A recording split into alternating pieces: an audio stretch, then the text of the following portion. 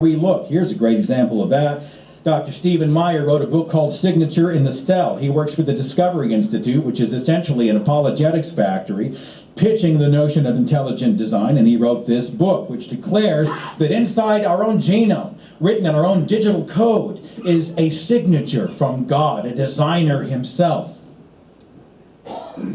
Meyer is unconcerned with this claim, and the fact that this would have hid the proof of God for 200,000 years until humankind developed the technology to decode and understand the genome. It's obviously written in our genetic code. What about those who existed before we developed the technology to read it? Well, screw them, right? What does he sound like? Of course, Donald Prothero, wrote an expose of Meyer's book. It revealed that the guy has no first-hand training or experience in molecular biology. He's trained in another field. He actually doesn't know what he's talking about. BeliefNet posted this that says quantum physics proves God's existence. Well, this ought to be good. They shoehorned in the obligatory Einstein reference. The article essentially says science discovered a sublayer of physics involving small mysterious units of matter and energy, and they were bewildered. And as these quantum particles don't behave according to the known laws of physics, meaning we're seeing what we can't see, the particles have proven the biblical God by faith. Wait, we proved it by having faith that it's true. Apparently, BeliefNet thought this was a scientific coup de grace, essentially declaring God exists because we don't understand things. It's obvious, it's hidden, it's proven, it's a matter of faith. He reveals himself, we must discover him. Faith, proof, both sides of the mouth completely engaged. And what do we sound like? What do these apologists sound like? What has religion trained us to sound like? Why did I sound like this way? Why didn't I discover it sooner? Much sooner. Why didn't I realize? Much sooner. I beat myself up over it sometimes. How did I get locked into this feedback loop of something that I call Jesus speak? God watches, but watch out. God protects, buckle up. God heals, call the doctor. God's revealed, go find him. God clearly works in mysterious ways. God is love and jealous and vengeful. Give God the glory, give people the responsibility. God gives wisdom, but he uses the foolish things. Ask and receive, his will be done. Of course, the answer is simple. I wasn't given a choice. I was raised in a Christian church. I was told to accept without question Christian doctrine. I memorized Christian scriptures. I listened to Christian music. I said Christian prayers. I was trained to speak and act like a good Christian. I was this kid. And I grew up to be an adult. My whole life was a theological and ideological hand-me-down. I was told reasoning's a problem. Don't trust your own understanding. Whatever you do, don't trust your own understanding. A well-propagated lie is somehow the truth. The agents of God as prophets and preachers, you can trust them. Be ignorant of basic science. Remain happily ignorant. Reject anything that makes you uncomfortable. And be cut from someone else's cloth. I was trained to be satisfied with this. To excuse my own bigotry through sanctimony and self-righteousness. My best friend came out as gay in the 90s, and I rejected him. Why? I'd been brainwashed with bad ideas. I told the story. It's called The Mystery Letter. It's a speech on YouTube where we talk about the fact that at one point I finally came to my senses and realized that we weren't separated as friends because he was gay. We were separated because I was a bigot. We reconciled, and we remain friends today after 30-some years, almost 35. To reject the wonders and discoveries written about in thousands of books so that I could adhere to just one? I'm reminded of that Alejandro Jodorowsky quote that says, birds born in a cage think flying is an illness. That was me. I was 37 when I first started to spread my wings, my friends. I was 38 when I finally officially flew the religious coop. I came late to the party. I'm late, but I'm here. I came late, but I'm here. And despite my flaws and all my failings, and you know, I really do want to speak and act in ways that make sense. I want to make sense. I want to conduct myself in a manner that's rooted in the evidence, not chained to bad ideas and debunked myths. And I'm going to pledge myself to reasonable words and actions over unreasonable platitudes and distractions. As best I can, I want to acknowledge the cook and thank the physician and support the science and encourage the skeptic and pursue the solutions that don't cheat me or dilute me or enslave me or make me a poster child for illogic. Right? Sagan was right when he said this: "For me, it's far better to grasp the universe as it really is than to persist in delusion, however satisfying and reassuring." In other words, I, like so many of you, I want for myself and others a personal relationship with reality. That's what I want. I know many of you are going through difficult times in your lives. Maybe you're struggling with the acceptance and rejection thing with your own family, those you care about. Maybe you're playing your skepticism close to the chest because there are consequences, perhaps familial, relational, marriage, professional consequences. You might just be at a point where you're asking questions. You're not sure what the answers are. Well, I think the questions are a great place to start. I think the moment we come to the point in our lives when we can ask the question, we're not afraid of burning in hell, and we're not afraid of being cast off or kicked out or rejected or being called stupid, but we can be fearlessly curious and be in a room like this with other people who've committed their lives to be fearlessly curious, to discover something new. And if we're wrong, we want to know that so we can have better ideas tomorrow than we have today. And that's one of the main reasons that I really enjoy groups like this, because I see in the faces of the people here, many of you, you've gone through your own complicated journey. Many of you are probably relating to much of what happened because you used to speak and think the same way. Or you know someone who does, and you just want better ideas to prevail, whatever they are. Whatever those things are, we want the best ideas to win. Even if it means I'm wrong, and I got to say I'm sorry, let's fix it. I want the best ideas to win. I want the best people to win.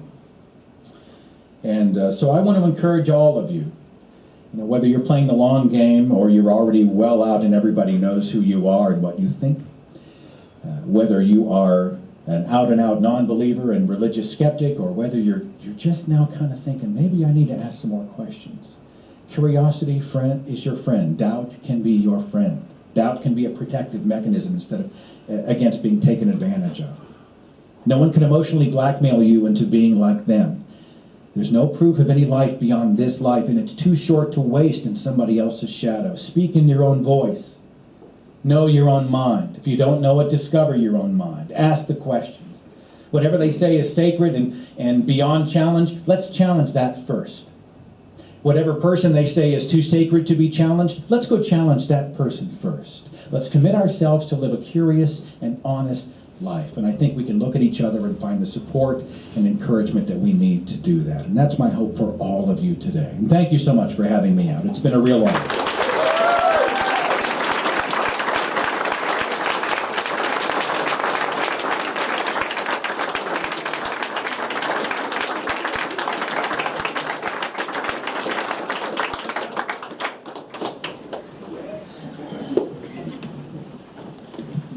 Thank you, Seth, so much. I want to take exception with one thing that you said. In my house, mashed potatoes are fine.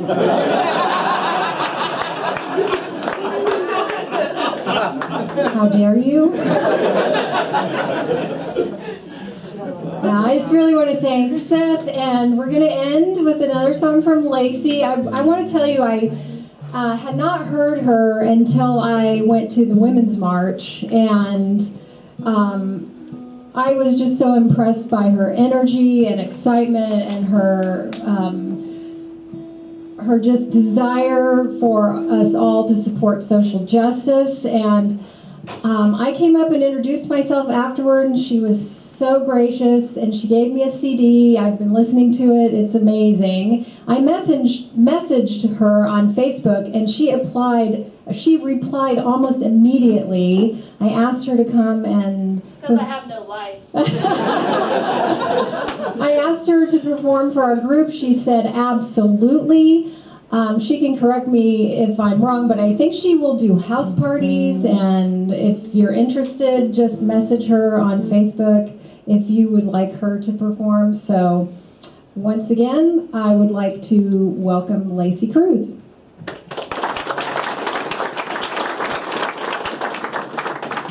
That was pretty great, Seth. Thank you so much. Let's give another round of applause for Seth, for sure.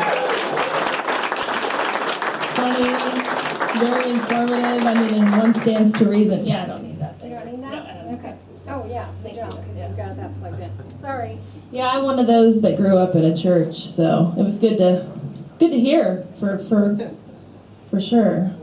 So on a musical note, so who likes to go to garage sales? Oh, me! Estate sales? Ask my son, yes. Okay, I kind of have a problem with them. So I thought I'd end on a sort of a, when I was thinking about what songs to do today, I was like, well, let's just end on a happy one. And usually I write sort of sappy, like broken heart stuff, but this one is fun. So I hope you like it. It's called Treasure Hunting.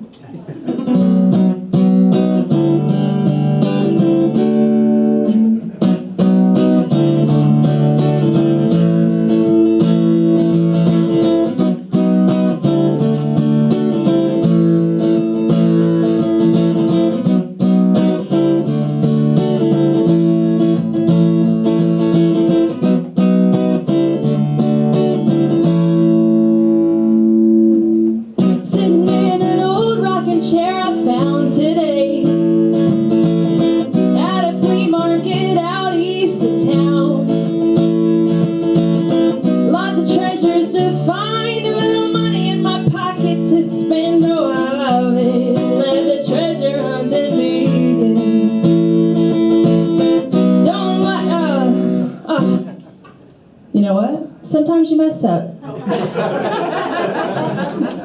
So I haven't performed this in a while. Okay, so here we go. It's alright to mess up, right? We're all human. Okay, second verse goes like this. Don't mind talking people down on a couple of bucks. I cannot remember the words of this song, so I'm just gonna make them up.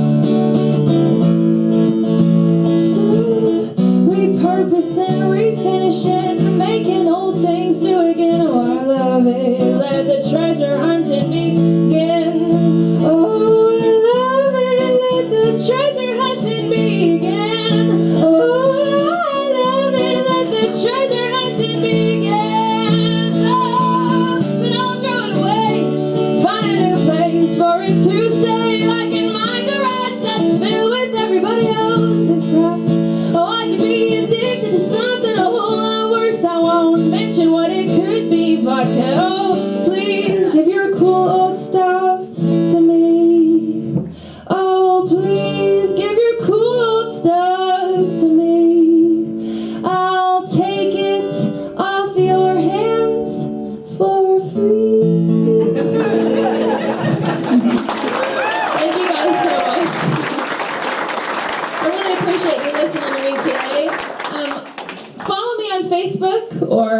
on Twitter or, yeah? Is that on your album? That is not on my album. Aw. But if you purchase that album, it will give me some funds to make a new album. So that would be nice. Anyway, you guys, the women's strike is this Wednesday. I really encourage anybody who can join to come support the women in our community. That's really important to me, and I hate to keep talking about it, but it is something that's really important because women's rights are human rights, and if you can support the women in your life, please do. Anyway, thank you so much. My name is Lacey Cruse, and thank you, Seth and Peggy and everybody here. I really appreciate it.